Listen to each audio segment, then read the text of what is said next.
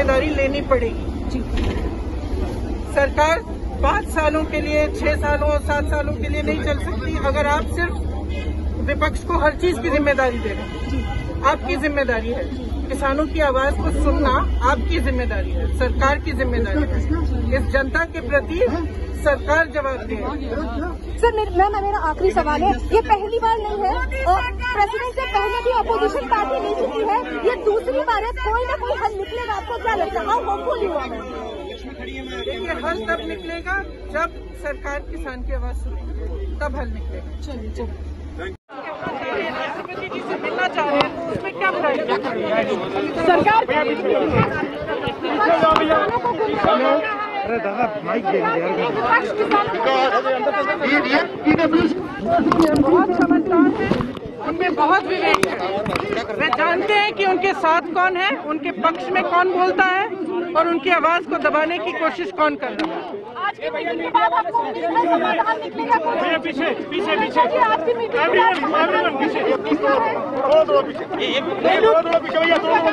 Priyanka ji, do you think that the laws will be repealed? Priyanka ji, do you think that the laws will be repealed? Sorry? Do you think that the laws will be repealed? I think they should be repealed. They should take them back. But it seems that government is stubborn in this. Sorry? The government is stubborn in this laws. So do you have any? The government should hear the voice of the people. It is hurting the farmers. It is kicking them in their stomachs.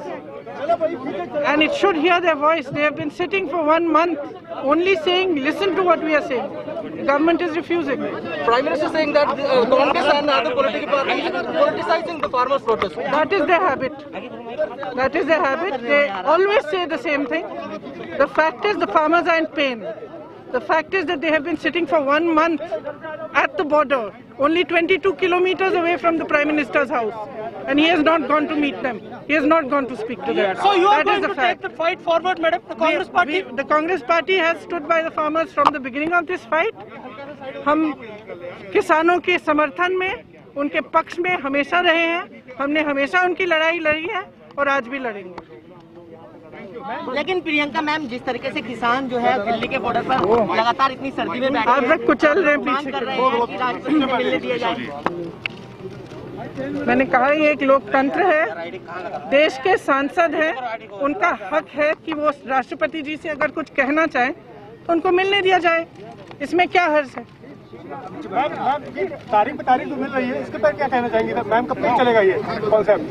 कौन सा concept? जो date पे date दी जा रही है daily हर बार, और उस पर कोई भी अभी तक डिसीजन नहीं हो पा रहा है, उसके बारे में क्या कहना चाहेंगे आप?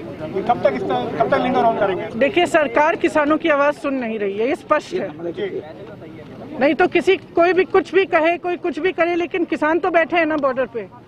लाखों किसान 1 महीने से बॉर्डर पे बैठे हैं, उनकी आवाज कौन सुन रहा है? वो एक ही चीज कह रहे हैं कि हमें चोट पहुंच रही है, हमें दुख पहुंच रहा है, हम नहीं बर्दाश्त कर पाएंगे, हम नहीं सह पाएंगे ये नए कानून।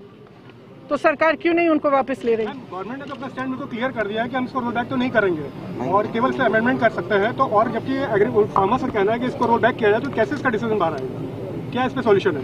सोल्यूशन ये है कि किसानों की आवाज सुनिए, यही तो सोल्यूशन है। ये एक लोकतंत्र है, आप सब शायद भूल गए हैं, लेकिन देश की आवाज को सुनना एक नेता का काम होता है, एक सरकार का काम होता है। सरकार जनता के प्रति जवाबदेह है, किसान के प्रति जवाबदेह है। जिन जवानों की बात करते हैं हम, वो किसानों के बच्चे हैं, किसानों के बेटे हैं।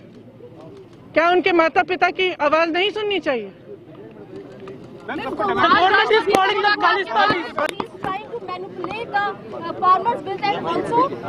यार कैमरा थोड़ा सॉरी, मैं कहीं ना कहीं ये कह रही है, नरेंद्र मोदी जी ने भी ये कहा कि कांग्रेस पार्टी कहीं ना कहीं झूठ फैला रही है, किसानों को भटका रही है। कैसे देखते हैं? मैंने पहले भी कहा, किसानों में बहुत विवेक है, बहुत ही समझदार हैं। वह जानते हैं कि उनके लिए अच्छा क्या है, नहीं है। उनको कोई नहीं भटका सकता और ये सरकार उनको नहीं भटका सकती है, उनको गुमराह नहीं कर सकती है, क्योंकि वे जानते हैं कि वे क्या सह रहे हैं, उनका जीवन क्या है, किस संघर्ष से गुजर रहे हैं, वे खुद जानते हैं। किसी को समझाने भड़काने की कोई जरूरत नहीं है, वरना इतने सारे लोग, इतने सारे किसान, उनकी माँ, उनकी बेटियां, उनके बच्चे बॉर्डर पे आज महीने से नहीं बैठते इस ठंड में, अगर उनका अपना संघर्ष नहीं होता। Thank you very much.